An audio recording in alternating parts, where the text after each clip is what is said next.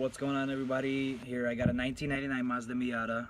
I noticed they had a slow drip of coolant that eventually became into a bigger and bigger drip since leaks seldom fix themselves.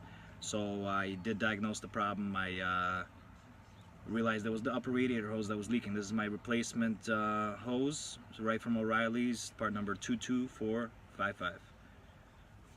Realized that the upper radiator hose was leaking as I stuck my hand under here, and I actually felt it, and it was wet. So I'm guessing it's leaking from either the clamp itself. It's actually wet right now, and the car's been sitting for a little bit. Interesting. So in order to get this off, we're gonna pop the intake off just from this side here. Take this screw out, loosen the clamps, slide the new hose on, and put everything back together. It should be pretty simple. The 6mm socket, the 6mm should loosen up this screw here, and hopefully the other clamp is the same size. And I got a 10mm socket for this screw here, so we can get the intake off and pull it out of the way.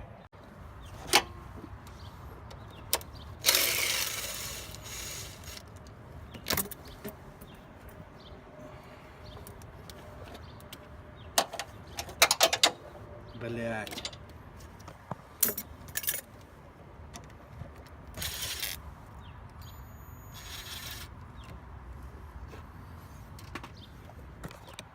Okay, we took off the intake here, the upper hose, one clamp.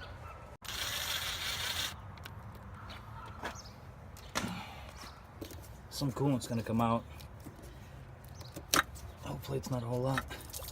Yeah, it's definitely enough. I should have probably put something underneath, but it's more or less too late for that right now. Let's pop the new hose on. Make sure the clamp is facing the right way. You don't want it here just because it's a little less room than obviously here. Same with this guy on this side. I don't think it matters really a whole lot. Pop this one back on. Boom. Boom. Okay.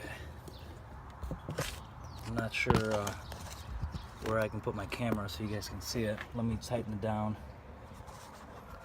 But not so tight that they're gonna cut the hose. Okay, so you wanna make them snug. I mean, just tight enough because there is some pressure up here. Once the coolant gets hot, just don't cut through the new hose. So I've been looking for the clamp that came off of the intake here for about 10 minutes, and come to find out, it's been hanging out right here this whole time. So don't lose your clamp.